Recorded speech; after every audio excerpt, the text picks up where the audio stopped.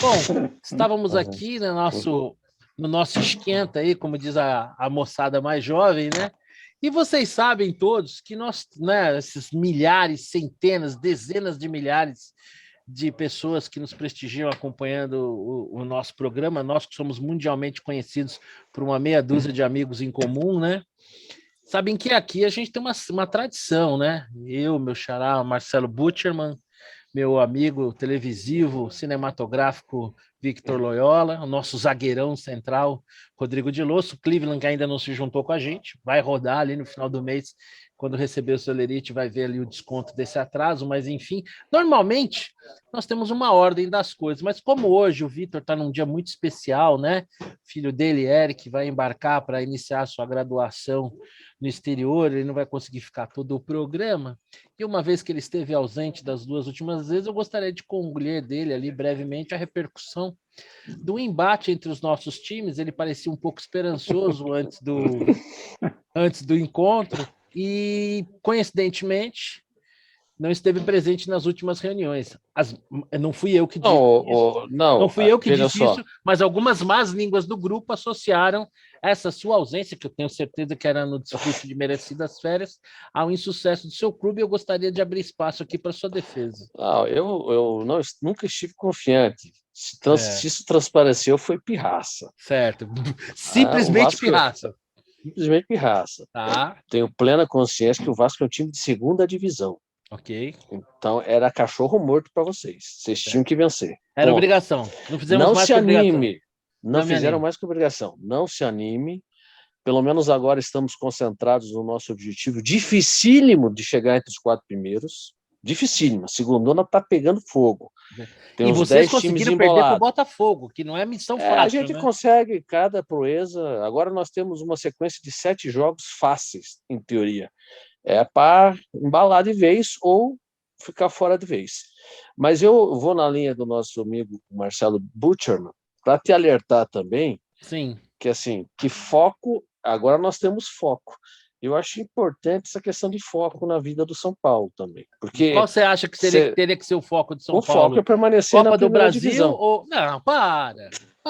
Qual que você acha que tem que ser o foco? Copa do Brasil ou Libertadores? Que essa conversa, esquece, gigante não cai. Esquece. Eu sei. Eu acho que a prioridade é sair daquela zona onde o bicho pega lá embaixo. Vocês estão lá ainda, vocês estão por da lá. última rodada para cá, a gente já Jogo está de mais 6 próximo. pontos. Ele tá 3 pontos de diferença pro então, próximo, da não última é? rodada Não, tem gente com jogo a menos, né? Tem gente com jogo a menos. Tem um confronto de 6 pontos agora com o Grêmio importantíssimo. Não, né? Vocês podem ressuscitar o Grêmio. De forma alguma. E mais, o gigante despertou. O Pablo tá jogando. Ele que para muitos teve pólio na infância, muita gente define o Pablo o seguinte: ele tem 2 pés esquerdo e é destro. Então você vê que... Então, o Pablo estava no hotel, minha irmã estava lá com a minha outra irmã, e aí ela viu que era do São Paulo e fez um vídeo sem saber nem quem era, né? E mandou para o meu filho, o Luca, que é fanático. Aí falou, ele não é dos melhores e tal, mas ele adorou, né? No final deu sorte, fez 2 gols, né? 2 gols. Como assim é ruim? Fez 2 gols. Exatamente. Não, ele está encontrando seu melhor futebol, já é problema para o Tite, que já está em dúvida ali na nova convocação, se Pablo vai ou não. Acho que já recuperamos e hoje, aí, às 21h30, enfrentamos o Palmeiras no belíssimo Morumbi, solo sagrado, muito enfeitado, está lindo o estádio, apesar da ausência do público. Começaremos avançar a nossa próxima fase na Libertadores hoje. Foco é importante. Já diria o filósofo Marcelo Butcherman. O Campeonato Brasileiro é secundário, não nos traz nenhum tipo de preocupação. Bom, colocado em dia o assunto futebolístico, uma vez que o Victor terá que se ausentar mais cedo, vamos começar aqui pela nossa tradição de falar sobre os números da Covid. Reta final da reta final, Vitor, ainda tem um tempinho aí para nos torrar paciência. Nós tivemos uma desaceleração na velocidade aí da queda. A gente tinha caído 16 na semana retrasada, semana passada caímos 8. Se olhar a curva, você vê que ela está assim, depois ela dá uma indicada. Se olhar o número de casos, na última semana ele deu uma estacionada em 32 mil, 33 mil. Se você aplicar a correlação atual de óbitos em D+30, que está hoje valendo, isso se refletiria numa média de óbitos ao redor de 620, 630 daqui a um mês. Hoje está em quanto? Hoje está em 906. Então, isso equivaleria a dizer que, caminhando desse jeito, a gente chega em 3 óbitos por milhão em um mês, ou seja, no começo de setembro. A gente pode dizer que a pandemia estará encerrada quando?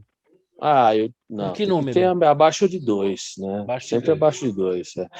E isso seria uma nova desaceleração de queda. Então, a gente estaria assistindo uma queda se tornando mais lenta, se esses números todos prevalecerem, né? Seguindo no mesmo ritmo. O que eu acho que pode estar acontecendo é que você tem aí essa variante Delta meio que atrapalhando. Mas, assim, nós estamos indo para o final. Não vejo isso ter... E teria algum estado para ser destacado de forma tem alguns já. negativa? Tem alguns estados que têm menos de 2 já. Todos eles na região norte e nordeste. Deixa eu ver se eu anotei aqui. O menor é o Acre, que está com 0,6, mas tem muito estado que sofre daquele mal de despejar represados, e aí eles mudam o número de uma semana para outra. Mas Acre, Sergipe, Piauí, Pará, Amazonas, Bahia e Maranhão estão abaixo de 2. Né? E próximos de 2 tem Rondônia, Ceará, Amapá, Rio Grande do Sul.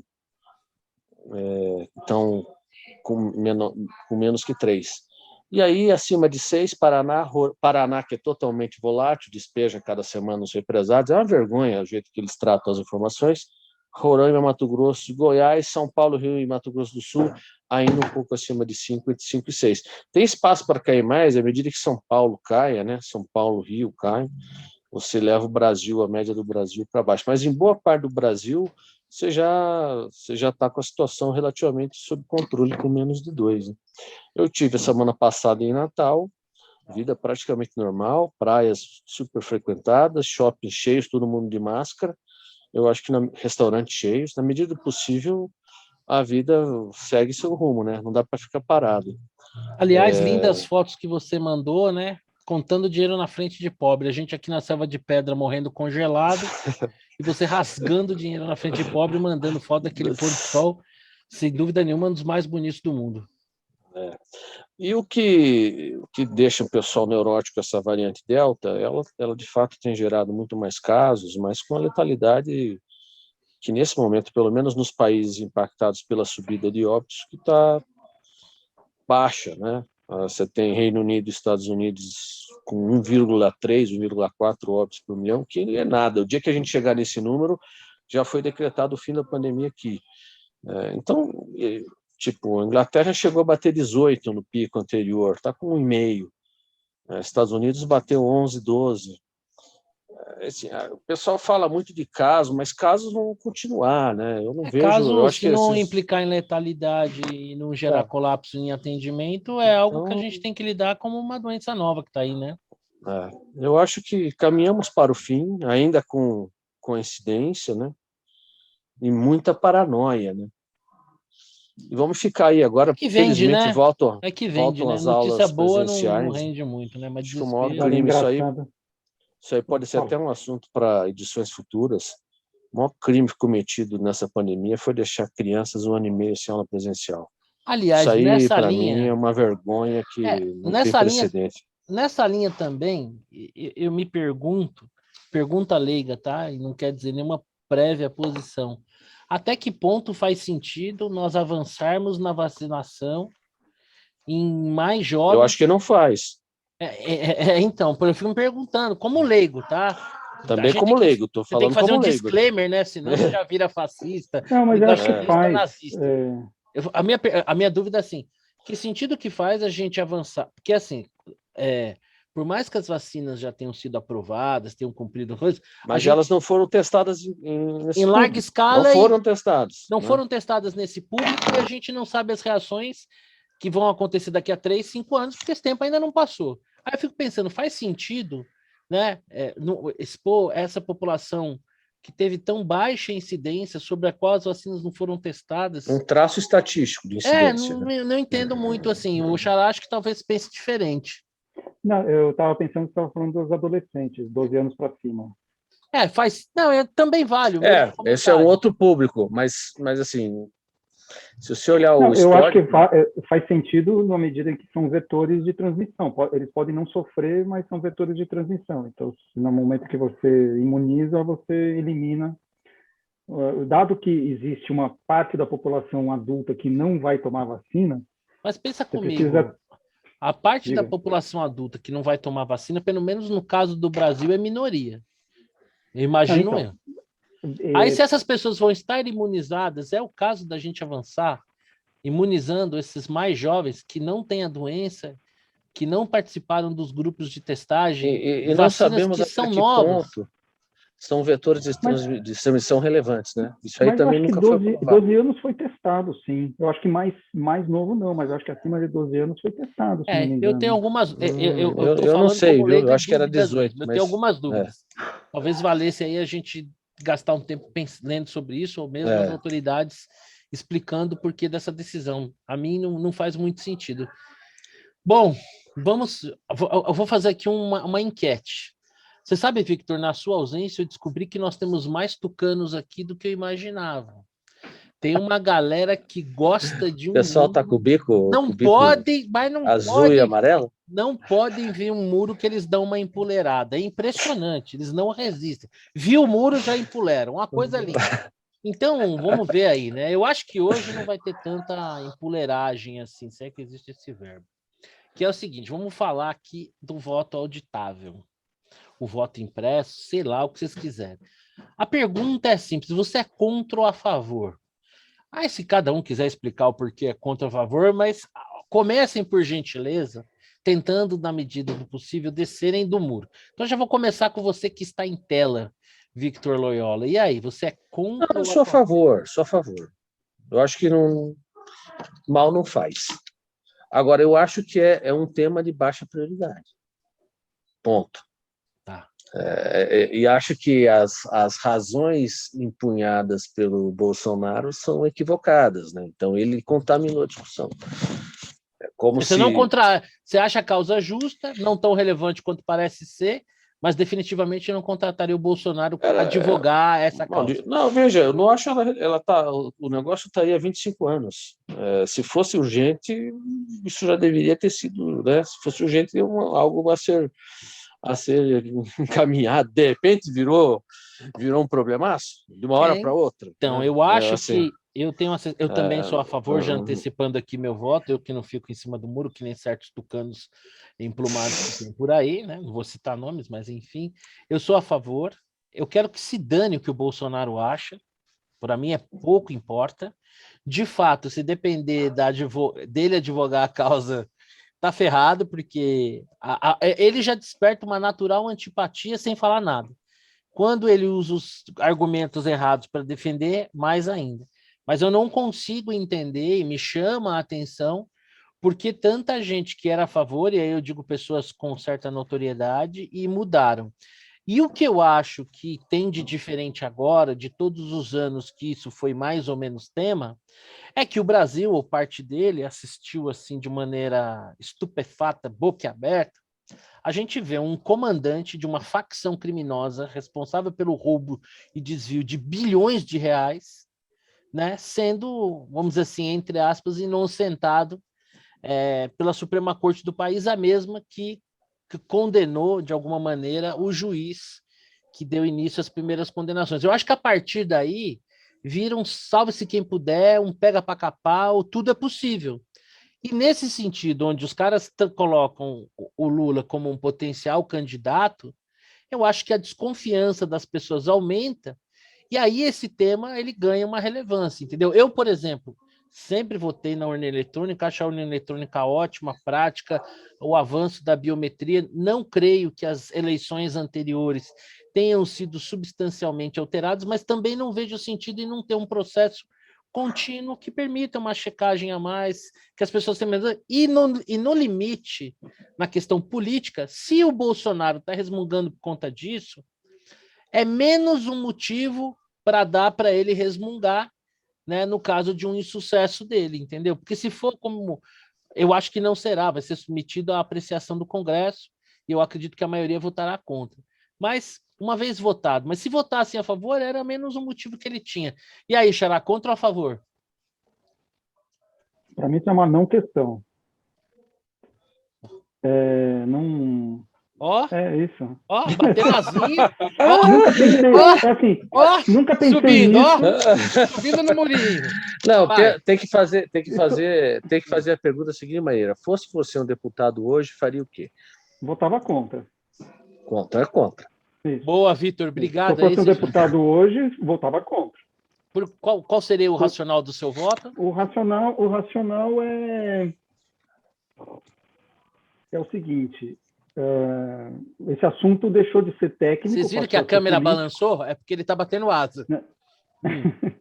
Esse assunto deixou de ser técnico, passou a ser político.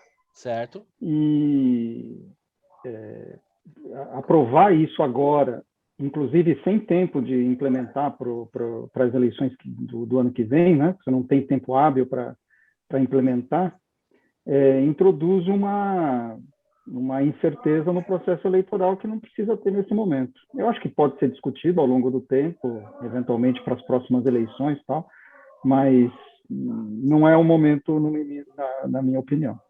Certo. E agora, por fim, em que o jogador passa, mas a bola não. Por gentileza, Rodrigo Delosso, nosso zagueiro central, viril, mas leal. Quais são as suas considerações? Contra ou a favor o voto impresso? Não, voto auditável, né? Auditável, que ele é impresso, mas a gente fica mais bonitinho falar auditável. O voto impresso gera vários mal-entendidos. É verdade. Ele será impresso, mas não será acessível, será automaticamente depositado numa tem que ser o voto A gente auditável. vai poder olhar e checar se aquilo que digitou é... Mas agora já ganhou a fama e ele é chamado assim. Mas diga aí, Rodrigão. Assim, são várias considerações. Primeira consideração, o Bolsonaro falou daquele remédio, que não pode falar o nome, aí todo mundo ficou contra, e o remédio tinha algum efeito positivo na prevenção da Covid. Aí ele fala do voto auditável, e todo mundo fica contra porque é o Bolsonaro que falou, entendeu? Então, assim, eu entendo, o Guterman está falando, a questão é uma questão política, deveria ser técnica, eu concordo, mas a decisão acaba sendo política, você tem que passar pela Câmara, né? Então, assim, essa é a primeira consideração. Eu acho que tem muita gente contra isso porque o Bolsonaro é a favor. Não é porque é contra por convicção, né? Porque eu acho difícil ser contra por convicção. Muito difícil. Não faz... É o tipo da coisa que satisfaz a legislação, é uma forma de transparência e tudo mais. Então, esse é o meu primeiro ponto. O meu segundo ponto é que, considerando o conjunto da obra que tem acontecido no STF, eu não confio no STF. Você vai falar assim, mas teria que envolver milhares de pessoas. A Petrobras, com bilhões que foram roubados, envolveu várias pessoas. Eu acho que, em tese, é possível que isso aconteça, a depender de quem é o maestro do fato. Independentemente disso, como é o STF, que uma forma ou de outra gerencia o negócio, eu não confio no STF. Eu acho que eu votaria a favor, se eu fosse deputado, para o voto auditável. É por isso que a gente fala que ele é o zagueiro, né? Que ali está na essência, né? Eu não confio no STF, pois, não sei, cada um que fale por si, mas faço coro a você e acho absurdo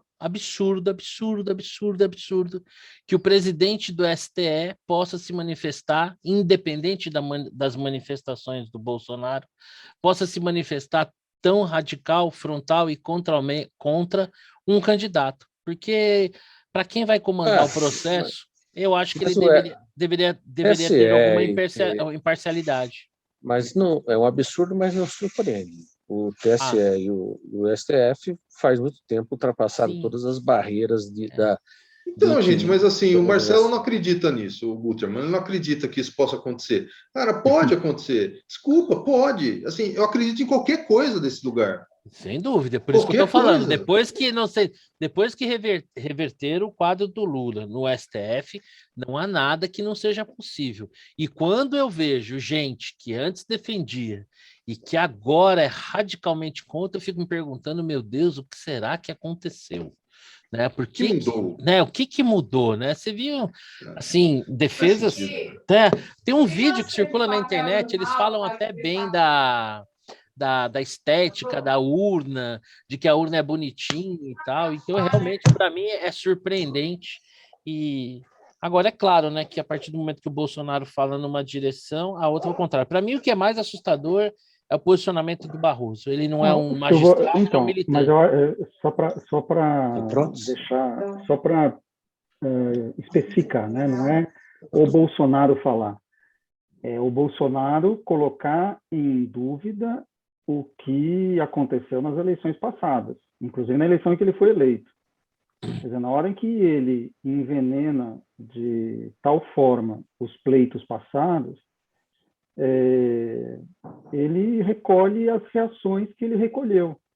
Se ele tivesse, a gente até falou sobre isso, né? Se ele tivesse argumentado na linha que o Marcel Van Hatten argumentou, essa linha que você mesmo falou, né?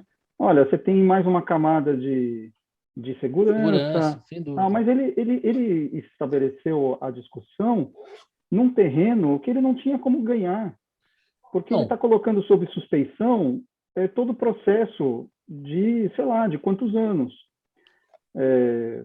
Então, eu concordo com essa crítica ao Bolsonaro, e eu acho que os seus opositores têm todo o direito de contradizê-lo e de maneira veemente. Tá?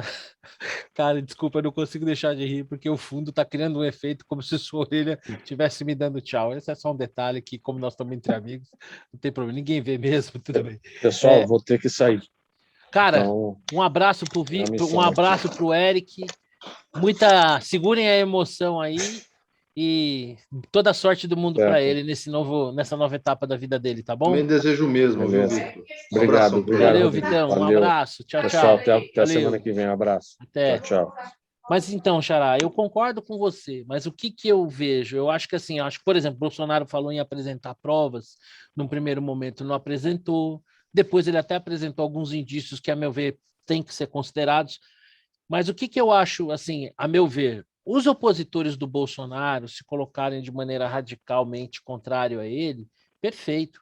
Mas eu acho que a autoridade máxima da eleição, que é o presidente do TSE, que é o Barroso, fosse qual fosse a provocação, ele não poderia responder, porque eu não vejo nele mais a condição de alguém para ocupar o posto que ocupa de maneira imparcial. Ele é parte. Ele deixou de ser um mediador da eleição, ele se tornou parte. Quer dizer, você tem um cara presidindo a eleição que é contra um candidato. É uma situação insustentável. Esse cara não é contra o candidato, ele é contra o que o candidato falou. Não. Aí é semântica, né, Xará? Ele está batendo de frente contra... O candidato coloca em dúvida a eleição na qual ele foi eleito. Ele tá assim, no fundo o que ele está dizendo é: putz, tudo isso que a gente fez aqui é palhaçada, não dá para confiar em nada. Aí o cara que é responsável pelas eleições, calma lá, como assim palhaçada? Isso aqui foi sério e foi liso. Ele defendeu o processo. O cara atacou o processo, ele defendeu o processo. Eu acho que não. Eu acho que ele foi além de defender o processo. Se a gente fizer uma compilação dos discursos dele, ainda que com uma... E ele tem uma elegância brega, né? Pretensiosa, assim, que negócio meio com uma abotoadura, com uma pretensa ironia, assim, como quem... Né? Eu estou falando dele, mas não estou. Bom, mas isso é até um tema aí para depois a gente avançar, mas eu acho que ele não reúne as condições de imparcialidade que a posição dele exige. Bom, já que a gente está falando em voto e tudo, eu acho que hoje eu vou mais aprender do que opinar. Né? Ontem foi aprovado aí o Distritão, muita gente resmungando e tal. Eu vou dar aqui a minha opinião de povão, né? Eu acho que um sistema onde eleitos são aqueles que receberam os votos, a princípio me soa mais justo do que um sistema que permite, por exemplo, um cara como João Willis, que mal votado foi, acabar tendo sido eleito. E provavelmente eu peguei o João Willis por conta da minha antipatia pessoal por ele, mas devem ter outros exemplos no outro extremo do espectro político, né? Que é a questão do coeficiente e tal. Eu queria a opinião de vocês, se vocês se sentirem mais à vontade de opinar mais a fundo, mas eu particularmente, que ainda não formei juízo sobre o tema, eu diria que um modelo onde aquele que recebe voto é eleito me parece mais justo do que um modelo mais complexo, onde muita gente que acaba com menos votos ganhando um mandato do que aqueles que têm mais votos. Diga aí, Rodrigo. Não acompanhei. Como é que vai funcionar agora? Então, nesse modelo do distritão, as primeiras impressões do que eu ouvi é que você não vai ter mais aquela questão do coeficiente eleitoral, né? Então, que uma parte do excedente de votos é dividido para os demais candidatos do partido. O voto é intransferível para aquele candidato, então vai ser eleito quem tiver voto. Para mim, em essência, numa análise superficial, porque ainda não tive tempo para me aprofundar sobre o tema, me parece mais justo, né, para a grande população em geral. Há quem diga que essa justeza faz com que o processo seja muito rudimentar e fragilize um pouco a democracia e os partidos. Mas quem votar em partido não está votando em ninguém? Não, aí você vai ter que votar só valerá voto para a legenda aquele voto que de fato for para a legenda. Não aquele voto que vai para um candidato e ele cria um coeficiente e a partir daquele coeficiente ele carrega aquele voto para o partido e por conta disso outros candidatos do partido que não receberam o voto diretamente acabam herdando aquele voto e você vendo situações onde pessoas com menos votos acabaram sendo eleitas em detrimento daquelas que receberam um maior número de votos, que sempre foi uma coisa muito difícil das pessoas entenderem e que soa naturalmente injusto, né? Então, assim, em essência, esse voto aí... Agora, obviamente, tem muita gente criticando, né? Eu sempre tenho aquele norte, né? Eu sempre vou dar uma olhada nos caras que criticam e nos caras que é a favor, né? Mas depende de quem está criticando, eu já sem conhecer muito o assunto, eu já sou meio a favor. Né? Eu acho que o Distritão talvez seja um caso assim. O que você acha, Xará? Então, acho que o defeito do Distritão está no nuão. Nuão. Se fosse distrital, seria legal. Distritão é muito grande. A ideia é boa. O problema é que, como é muito grande, você... Como o distrito é muito amplo, né? Sai muito caro. A eleição sai muito cara, porque você precisa disputar muito voto, né? Sim. Então você precisa atingir muitas pessoas. Na verdade, assim, a ideia do voto distrital é que cada micro-região elegesse um representante. Então você faz a campanha para aquele público naquele lugar. Né? O distritão é mais amplo, vamos dizer assim, esse distrito, né? Então faz com que você tenha que fazer campanha para mais pessoas. O que dizem as pessoas que são a favor do distrital? Né, que você tenha esse contato mais próximo, né, do portador do desejo popular com o povo. O que dizem as pessoas defensoras do distritão?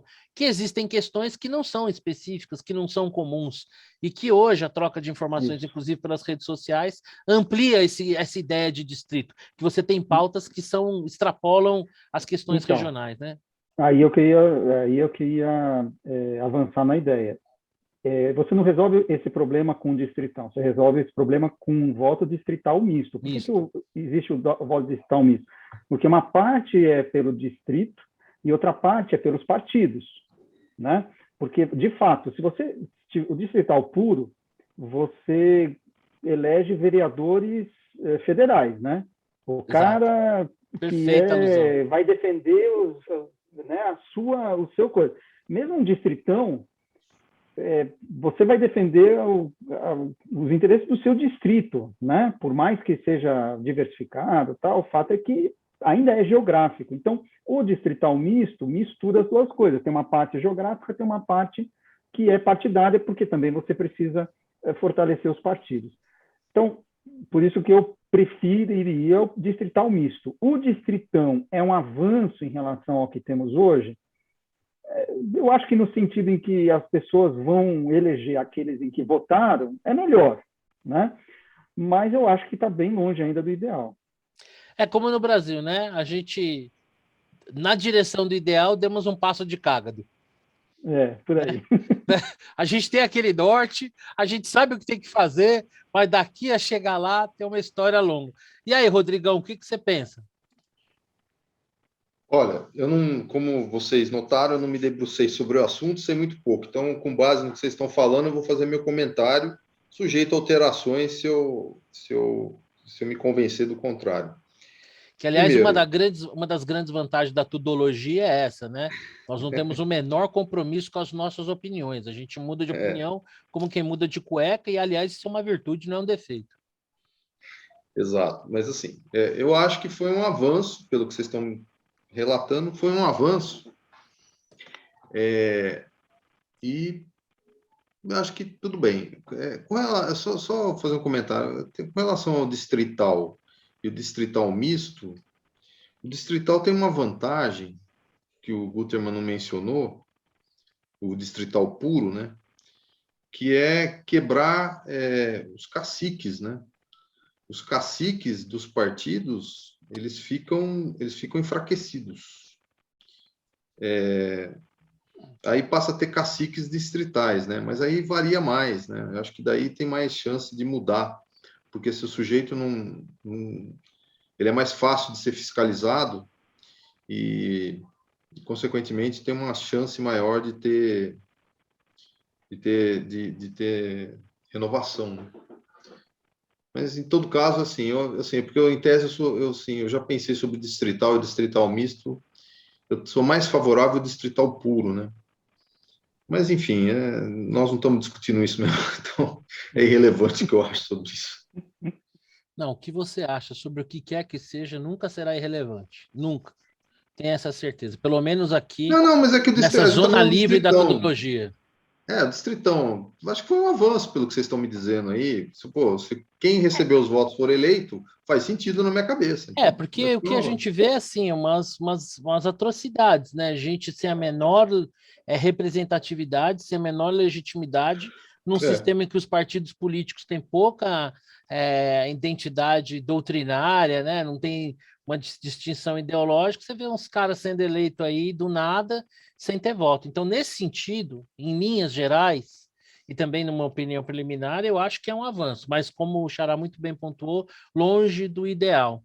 Bom, a gente está falando de voto distrital, queria saber de vocês quais são as opiniões sobre o golpe de Estado que o país viveu hoje, né? Tanques marcharam em Brasília, nós não temos ainda, né? Os canais de comunicação, as emissoras estão fora do ar, né? Todos os canais, aeroportos fechados, não temos ainda o relato de número de mortos, mas o país viveu hoje um golpe de Estado. Tanques marcharam sobre Brasília, né? Ali na véspera do voto auditado, como uma forma de pressionar os nossos deputados, ficaram todos eles ali de cabelo em pé. Queria saber o que vocês acharam desses tanques em Brasília. Vocês já desconfiam com a minha opinião, mas para dar um jogo aí, doido, eu vou perguntar para o Xará. E aí, Xará, vivemos 64 hoje, o Bolsonaro ali ficou coçando para mandar um cabo e um soldado atravessar ali a Praça dos Três Poderes. O que você acha, hein? Então, essa história está mal contada, né? Porque até agora eu não entendi por que esses tanques apareceram por lá, né? Porque, afinal, você tem lá as manobras da Marinha em Goiás todo ano, mas eu não sei se tem esse desfile todo ano. Então, não sei quem que teve essa ideia de Jerico, porque foi uma ideia de Jerico. Mas você acha que foi uma ideia de Jerico por conta de ser nas vésperas de uma votação? Não sei. Então, esse é um negócio que eu ainda não consegui. Não, mas assim, não consegui juntar as peças. Tudo indica que isso daí estava já agendado antes do agendamento da votação. Não, então, a manobra sim, porque essa manobra é anual, todo ano ocorre. Não, o desfile. Agora, o desfile, eu não sei, eu não encontrei essa informação. Eu até procurei para saber especificamente sobre o desfile e se ocorre todo ano. Não sei se ocultaram essa informação. Eu não encontrei. Tem outras coisas que ocorre todo ano. Tem outras. Eu vi. Tem algumas paradas militares que o presidente faz revista à tropa. Não é só no 7 de setembro.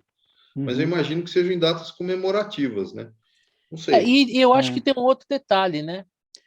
Pela primeira vez no período democrático, nós temos um presidente, né? A gente já teve presidente torneiro mecânico, né? A gente já teve presidente sociólogo, a gente já teve presidente que curtia camarote no sambódromo, tivemos presidente escritor, que não era bom de vender livro, mas enfim, poeta, escritor, né? Tivemos presidente constitucionalista e agora nós temos agora um presidente capitão, né, que tem uma origem de uma carreira militar e que, ao longo da sua vida política medíocre, diga-se de passagem, como parlamentar, sempre defendeu uma pauta corporativista, que levou para o seu governo uma série de militares em postos chaves. Eu não vejo nenhuma, não vejo. Eu acharia estranho se numa situação como essa, eventualmente o presidente recebendo um convite para receber ali a tropa, receber um convite para visitar aquelas manobras, recusasse. Então, acho que assim, mas o senso de oportunidade do momento, eu acho que seria alimentar uma narrativa, sabe? Eu acho que pegar uma coisa, juntar o Lé com o Cré, contar uma história, durou 10 minutos. Não, mas assim, eu discordo, Marcelo. Eu discordo. Não foi por causa disso. Por isso que você é o nosso zagueiro, por gentileza, discorde à vontade. Eu vou explicar por que aconteceu isso. Gente, existe uma algeriza, assim, um preconceito da sociedade com minorias. O país, o brasileiro, ele é naturalmente preconceituoso com minorias. E os militares são uma dessas minorias. Os militares são uma dessas minorias que precisam ser lembradas, que precisam ser prestigiadas. Você está me dizendo, então, que o Bolsonaro é vanguarda porque ele criou a cota para militares no governo. Exato. Ele está dando voz àquela minoria que era oprimida, que era segregada em guetos, que agora chamam-se de quartéis. Então, eles eram segregados nesses guetos. Inclusive fisicamente, né? Exato, fisicamente. Inclusive, as casas dos militares ficam ao redor desses guetos, né, dos quartéis. Elas não são espalhadas por aí. Então, o nosso presidente, ele viu uma oportunidade de dar voz a essa minoria. Você acha que foi uma ação afirmativa, então? Perfeitamente. Inclusive. Bem afirmativa. O bom da gente ter o zagueiro. Rodrigão, o bom da gente ter um zagueiro sociólogo. Mito. O bom da gente ter um zagueiro sociólogo é ele ter essa capacidade de perceber as coisas numa amplitude, numa profundidade muito maior do que historicamente, ele vai ser lembrado como quem deu voz à minoria mais oprimida, mais segregada da nossa sociedade. Olha, como diriam os podia ingleses, encontrar uma outra forma que não aqueles tanques fumacentos, né? Podiam pelo menos ter regulado o carburador, né, bicho, dos bichão lá, né? Tá nada, né? Deixa eu só falar. Cara, foi patético, vai. No fim das contas, virou meme. Cara, tá tudo errado, né, velho? Tudo errado. Então, não, é impressionante. Não, mas assim, a narrativa do golpe, ela se desfez. Ela se desfez a hora que você vê Nós somos República das Bananas de cabo a rabo, né? Da leitura histérica de um simples desfile militar, né? Então, que a oposição vê ali uma mensagem subliminar de pressão, uma preparação para o golpe, é República das Bananas de cabo a rabo, né? Passando pelo próprio desfile em si, com um momento inoportuno, mas enfim. E o final, né? Com a imagem, assim, que parece que a gente não está, assim, com um poderio bélico daqueles que a gente pudesse se orgulhar muito, né? O que, aliás, é uma pena, né? Então, assim... Cara, completo mico. Assim, nesse aspecto, eu acho que não deveria ter acontecido, porque ficou pior a emenda que o soneto. Mas dizer que aquilo é golpe é brincadeira, né, cara? Aí não dá. Eu acho que a grande sorte do Bolsonaro é que ele não tem uma oposição republicana, séria, propositiva, né? O Bolsonaro tem uma oposição desonesta, histérica, que no final das contas acaba fazendo campanha para eles. Se tivesse assim uma oposição à altura, razoável, né? Não tivesse, aliás, falando em oposição, hein, Xará, parabéns, hein, cara? Parabéns, hein? Pô, vou falar uma coisa para você. Esse comentário que você fez esses dias das entrevistas Me falta o Boris Sérgio Fausto? Fausto. Sérgio, né? Falando sobre o PSDB, né? E mostrando, né? Por que o PSDB se reduziu a isso aí que está aí, né? A esse mico, né? Que é o PSDB, né? Que não consegue nem lidar com a porra do Aécio, né? Cara, sensacional, bicho. Dá vontade de imprimir aquilo e fazer um quadro, né? E você, óbvio, você ainda vai ganhar um selo fascista, né, cara? Né, um selinho ali, você ainda vai conseguir isso. Parabéns, porque foi muito. Bom, então não tivemos golpe, é isso, né? Putz, aí foi Não deu. Não foi dessa vez. Não foi dessa vez. Seguimos uma república de bananas, de jecas, né? Então é isso. Bom, vamos falar, a Olimpíada acabou. O lado bom é que a gente vai voltar a dormir, né? O lado ruim é que era legal assistir a Olimpíada, mesmo de madrugada, mesmo sem público. No final das contas, a gente resmunga, mas assiste. Né? Tivemos uma campanha legal aí, considerada a melhor campanha. Alguns dizem que é apesar do Bolsonaro, outros dizem que é por conta do Bolsonaro, porque tudo tem a ver com o Bolsonaro. É impressionante. O nosso decano lá do Grupo Papo de Boteco até escreveu sobre isso, o Márcio, né? Que é uma loucura generalizada, né? O pessoal tenta buscar uma única explicação para um fenômeno, mas enfim. E aí, Xará, acabou as Olimpíadas, quais são as suas constatações? Vou lançar a polêmica aqui, aliás, antes de perguntar. Jogadores da seleção brasileira receberam a medalha com seus agasalhos amarrados na cintura, que queimem nas praças públicas, né? Eu queria saber a sua opinião sobre esse gesto abominável daqueles jovenzinhos fascistas. Eles, na verdade, seguiram a orientação da CBF, né? Pelo que eu entendi. Não tem muito... Eles são empregados, né? Seu patrão manda para você fazer um negócio... O cara compra passagem aérea para você, o cara te carrega, te coloca no hotel, te dá de comer, coloca roupa... E depois, assim, o cara coloca em risco a carreira dele. A CBF pode nunca mais convocar para a seleção. Sem dúvida. Então, assim, não tem o que discutir. O problema é assim, o COB está numa sinuca de bico, porque ele negocia uma coisa que ele não tem total controle, né? Ele promete uma coisa que ele não consegue entregar. Aliás, patrocinador. A FIFA e o COI se bicarem não é nenhuma novidade, né? Esses dias eu e o Vitor, a gente estava falando, por que afinal de contas, por exemplo, break vai ser esporte olímpico a partir da próxima vez, e futebol de salão não? Por quê? Porque, obviamente, é um produto interessante da FIFA que ela não abre mão e não deixa virar esporte olímpico. E o futebol, para deixar virar esporte olímpico, foi com uma série de restrições. Então, a meu ver, é uma disputa comercial, né? Claro, sempre. Não, óbvio. Eu acho que os atletas ali são funcionários. Tem gente que defendia que eles se amotinassem, que não tiveram espírito olímpico. Acho que tem uma certa perseguição com o futebol. Então, mas se amotinar contra a CBF a favor do COB. Por que a favor do COB? E para quê? E para ganhar o quê com isso? Exato. Qual o sentido disso? Por que quem faria isso? Melhor, né? Que a CBF? Assim, qual é a régua que você está usando para dizer que o COB é melhor do que a CBF? Sei lá, não tem conclusão nisso aí. Eu particularmente também acho que os atletas estão ali, eles estão imediatamente submetidos à confederação da qual fazem parte. Aí é uma questão comercial da CBF e COB versus COI. E se tem um contrato e está previsto, também deve ter uma multa. E se tem uma multa, recorra lá aos tribunais, faça valer pagar a multa, não sei.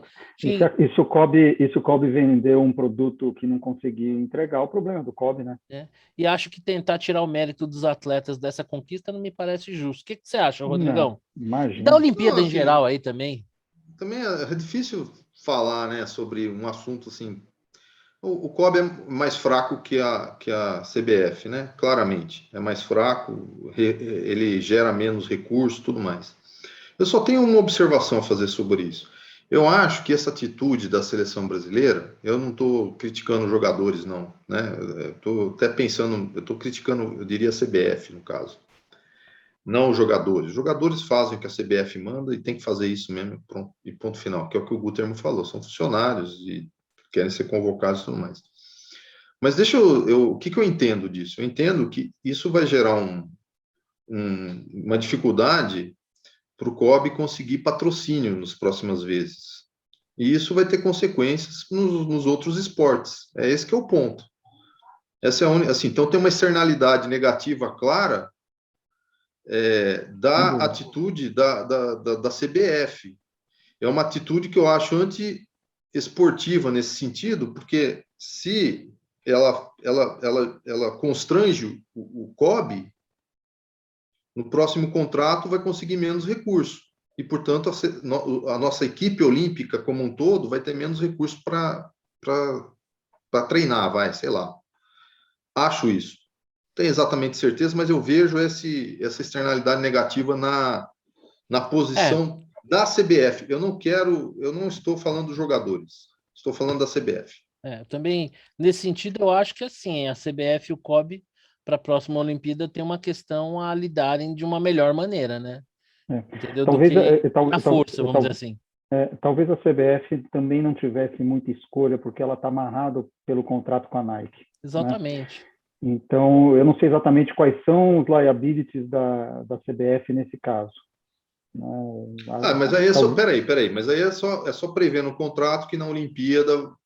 Isso, provavelmente não foi previsto, né? Porque isso. Ou foi previsto e a Nike falou, não, tô pagando para vocês. Exato. Aonde vocês estiverem sobre a égide da CBF, vai ter que aparecer a Nike lá nos momentos de destaque. Mas na Olimpíada passada, parece que não foi assim, né?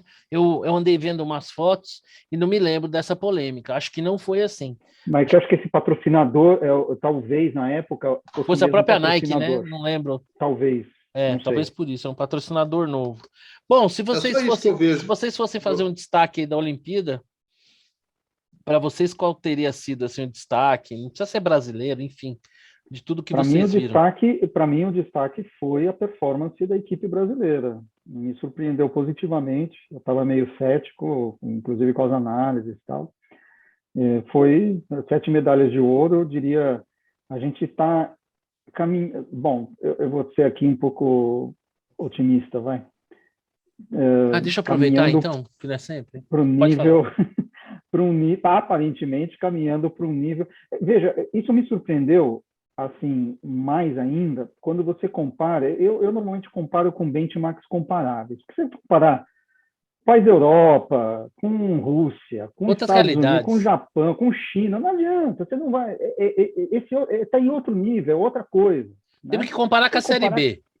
Com a Série B, você está na Série B do mundo. Sim, né? Isso aí. Então, você comparar com Cuba, que tem uma tradição de Olimpíada, e a gente foi melhor que Cuba. Né? Sim, México, Argentina, com América México, Latina, com a Argentina, né? Com a América Latina. Eventualmente comparar com a Índia, com a Turquia, a África do Sul. O Chile, que é um país rico, comparado com o Brasil, tem o dobro da renda per capita, não ganhou uma mísera medalha. Né? Nada, zero, passou em branco.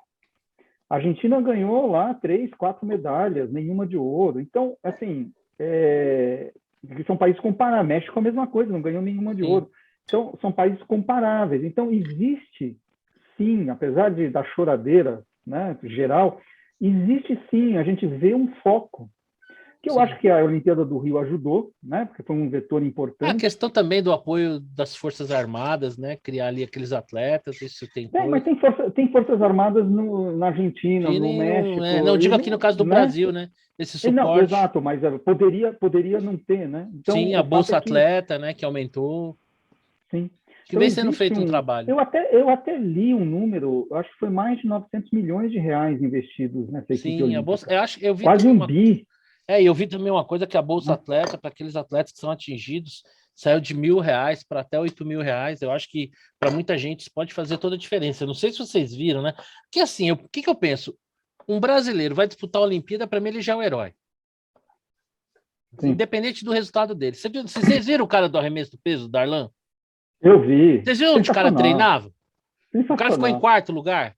Não, aquele 4º lugar, se eu não me engano. Aquele 4º lugar daquele camarada vale mais que qualquer ouro, bicho. Aquele cara, se tivesse um pingo de investimento, ele ia estar brigando com os caras lá de igual para igual. O cara treina no terreno baldio. Né? Então, quer dizer, um cara desse, cara, tem todo o mérito do mundo. O cara é atleta olímpico, para mim, já... Bom, no meu caso, destaque, assim... Eu vi 2 cenas, para mim, que foram antagônicas. Me perdoem aqueles que discordam de mim, mas eu achei aquela divisão do ouro, daquele salto em altura... O ó do Borogodó, achei uma coisa antidesportiva. Ah, mas eles já tinham chegado não sei quantas vezes, o regulamento permite, compete até onde desmaiar. Aí um vai ficar a medalha de ouro e aquela medalha de prata do que perder é a medalha de prata mais ferrada do mundo, que o cara foi no limite dele e ele conquistou. Então, para mim, aquele arranjo, ainda que regulamentar, e ainda que tendo como pano de fundo uma amizade que se criou entre os dois, a superação do italiano, mas para mim aquilo vai contra o espírito da competição. E, a meu ver, no sentido totalmente oposto, eu fiquei encantado com a galera de skate. Que os caras estavam disputando ali quem fazia a melhor volta e um comemorando o sucesso do outro, vibrando. As menininhas, então, cara, elas deram um show de divisão de alegria e de divisão de solidariedade. Teve uma japinha lá que ela errou na última segundo da manobra. E ela saiu ali do... Não sei como é que é o nome daquele buraco lá, que eles ficam pulando para cima e para baixo. Olha como eu tô ficando velho. E ela saiu dali às lágrimas e todas elas foram ali e acolheram ela. Foram ali e acolheram. Então, assim, essa disputa mais pura, mais lúdica, mais divertida possível, que ali, na hora que cada um tá dando a sua volta, buscando o seu melhor, acabou, tá todo mundo abraçando aqui, o fulano que ganhou, vou aqui, dou um beijo, um abraço. Então, aquela camaradagem entre eles, para mim, não tem nada mais espírito olímpico que essa moçada do skate, assim, me encantaram. E achei legal o Brasil ter ganho também a medalha de ouro no futebol, né? Pela segunda vez, puta uruca, né? Levamos uma eternidade para ganhar a primeira e já ganhamos a segunda. Foi legal, apesar de parecer que tinha muita gente torcendo contra, o que talvez fique mais legal ainda. E você, Rodrigão, tem algum destaque aí do que você viu na assim, Olimpíada? eu acho que foi um resultado surpreendente, sob certo aspecto. Acho que tem um efeito aí, o efeito da última Olimpíada, no resultado geral, né? Então, fico contente, porque, assim, eu acho que a gente ganhou em alguns esportes, que é o caso da canoagem, que é o caso do... Isaquias, monstro, sobrou. Parou de remar no final. É o Usain Bolt da canoagem. E no caso da ginástica, né? Que eu acho que isso essas duas vitórias vão trazer frutos, né? Sim.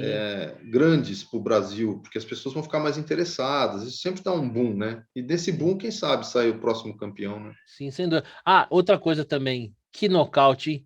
Nocaute em boxe em Olimpíada é raro de ver, hein?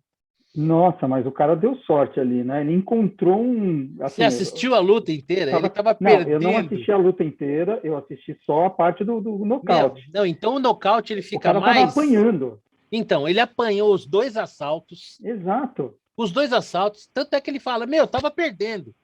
E aí, cara, o cara faz assim, aí vem aquele bumerangue no queixo do cara, arranca a cabeça fora do cara, e a gente viu uma coisa que é raro em Olimpíada no boxe. Nocaute em boxe de Olimpíada é muito raro. Então, assim, ali naquela situação, a única coisa que poderia dar a ele a medalha foi aquele nocaute. Mesmo que ele... ainda mais numa final olímpica, né? Exatamente. Mas deixa eu falar uma coisa. Você vê como são as coisas. No karatê, aconteceu algo bem inusitado. O cara foi atacar, o adversário botou o pé e derrubou o karateca. E daí tem uma regra no karatê que diz assim que você não pode ter excesso de contato.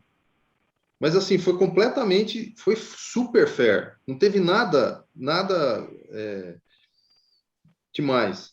E o karateca foi desclassificado. O outro que caiu no chão ganhou a medalha. O que perdeu, ganhou, e o que ganhou, perdeu, é isso? Porque ele foi desclassificado com base nisso daí que teve excesso de contato físico. Ah, outra coisa. E não tinha nada errado. O judô também ficou meio chato, é impressão minha. Vocês viram o judô? Não. Cara, eu acho o judô antes, eu via assim sempre como um esporte de muita técnica, contato. E agora parece que tá um negócio dos caras, tipo, finge que vai, mas não vai e volta. Vi algumas lutas definidas por aqueles 3 cartões amarelos por falta de combatividade. Cara, você chegar na Olimpíada, cai para dentro. Perdeu, ganhou. Mas vamos lutar. Cara, eu acompanhei um pouco, né? Eu sou notívago, já não durmo normalmente. Com a Olimpíada, ferrou minha vida, né?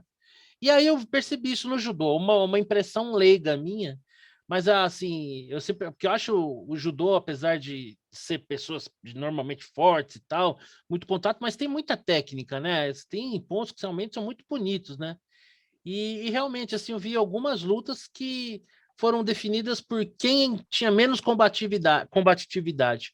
Bom, sobre a Olimpíada, vocês querem falar mais alguma coisa antes da gente falar futebol? Apesar do nosso encontro hoje, está só nós três aqui, né?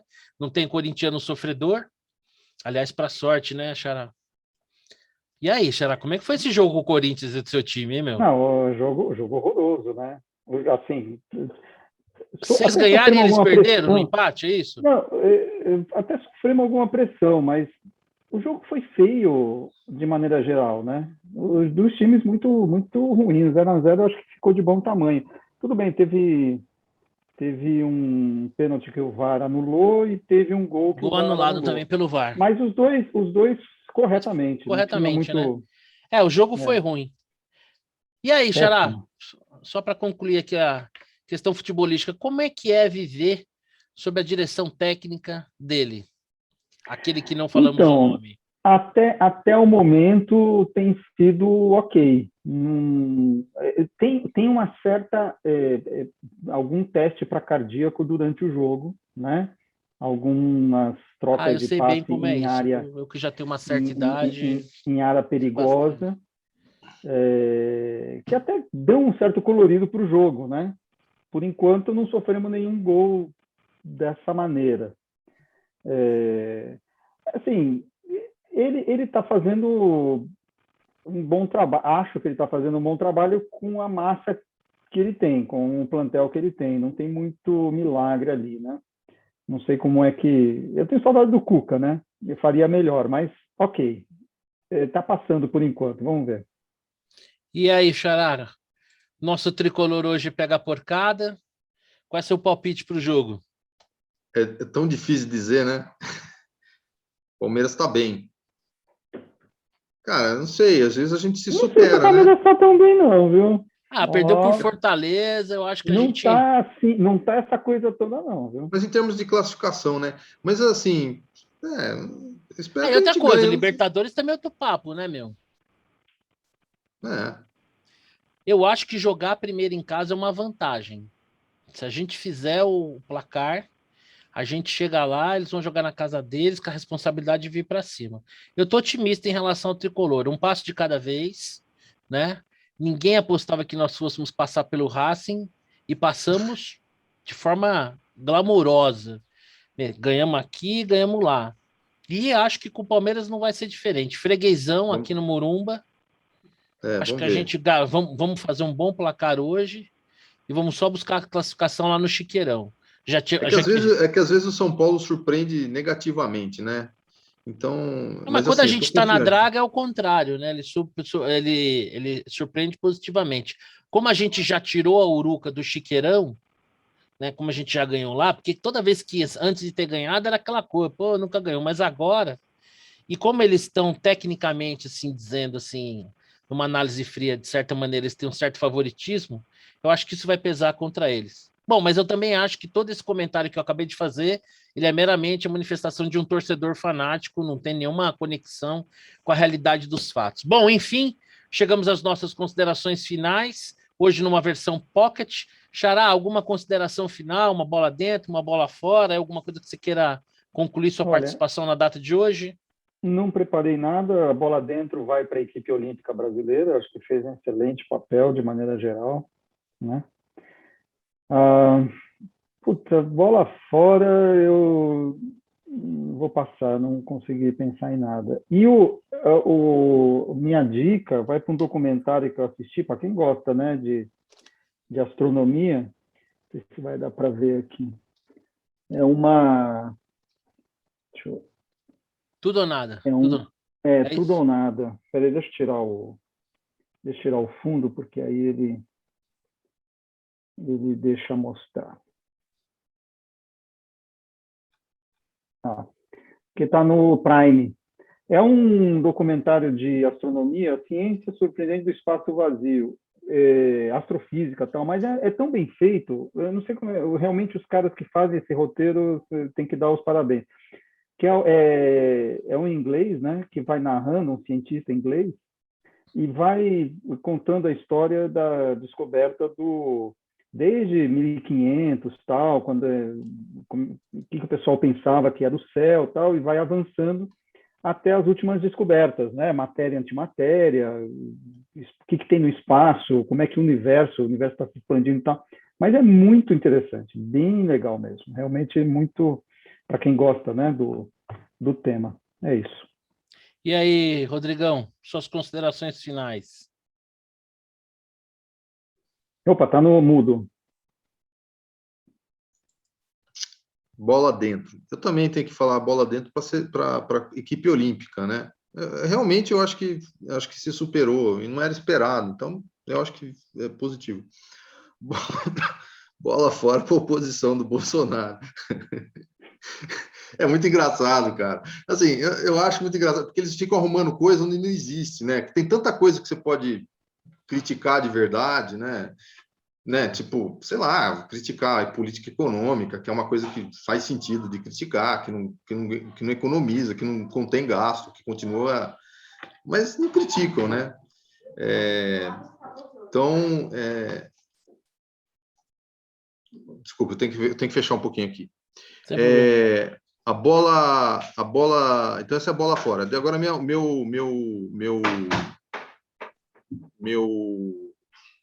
Sua dica? minha dica, solta aí que eu vou botar aqui. Ah, peraí, desculpa. Peraí. Enquanto ele coloca, a bola fora vai para o negócio dos precatórios, o projeto dos precatórios. Por exemplo, putz, né? é um absurdo isso. É isso. um absurdo. Absurdo. Vamos lá. Papai, o que é patife? O que é patife? Que bonitinho. Patife é um camarada que não vale nada. Entendeu? Um camarada que não vale nada. É isso aí. Sinistro. É sinistro. Sinistro é bem preocupante, assim, dá medo.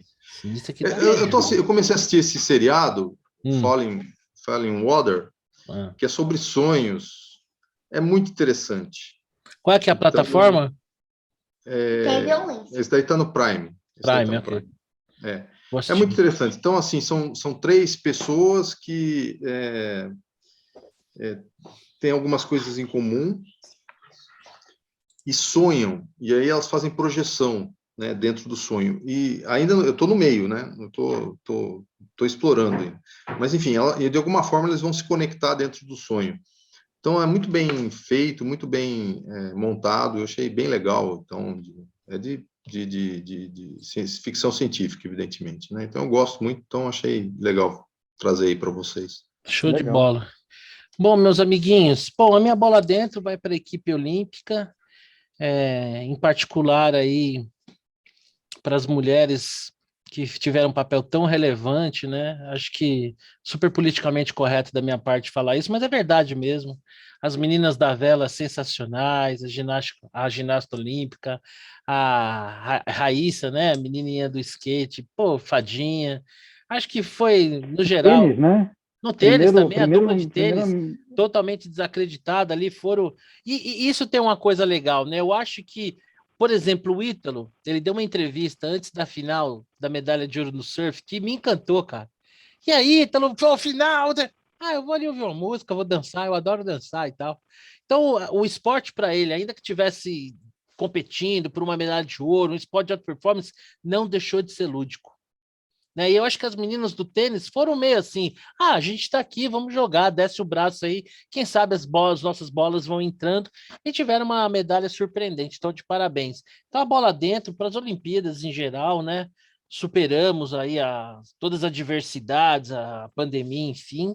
A bola fora, cara, é assim, eu vou plagiar um pouco aqui o Rodrigo, a bola fora vai assim, é indiscutível a importância da oposição na democracia, né? A oposição tem que tirar o governo da zona de conforto, tem que oferecer uma outra perspectiva, tem que ser uma alternativa, é importante para a democracia que haja alternância de poder. Mas a oposição brasileira, ela é muito pobre, cara. Ela é muito pobre, ela é muito medíocre, ela é muito tacanha, ela é muito histérica. Então a minha bola fora vai para o conjunto da obra, esse negócio dos tanques, mesmo um Jeca, mesmo um Bocó, que nem o Bolsonaro, né? Querer fazer uma associação, como se tivesse pretendendo. Nossa, foi ridículo, ridículo. Bom, a minha dica eu vou dividir aqui com vocês. O filme aqui, Somos Todos Iguais, né? conta a história de um casal e eles vão prestar um serviço comunitário. Não vou contar mais para não avançar. Eles passam a interagir com um morador de rua e tem uma história, uma mensagem bastante interessante. Tá faltando um pedacinho para eu terminar de ver, porque eu acabei pegando no sono, mas o que eu vi já serviu para dar como dica. E, aliás, a minha lição de casa é terminar de ver o filme. Bom, meus amigos, hoje, infelizmente, não podemos contar com o nosso amigo Clê, que sempre abrilhanta os nossos encontros. O nosso amigo Victor voltou de férias, mas teve que sair rápido, porque foi levar o filho no aeroporto que está viajando para o exterior, vai começar a sua graduação. A gente deseja boa sorte a ele. Sem dúvida nenhuma, semana que vem estaremos aqui o quinteto completo para mais um encontro. Naquela oportunidade será o 64º, uma vez que estamos encerrando aqui o 63º encontro. Meus amigos, sempre bom falar com vocês. Até a próxima. Saudações tricolores, Rodrigão. Espero que nas próximas horas a gente tenha boas notícias. Vou assistir hoje. Valeu, Xará. Falou, abraço. Um abraço. Tchau.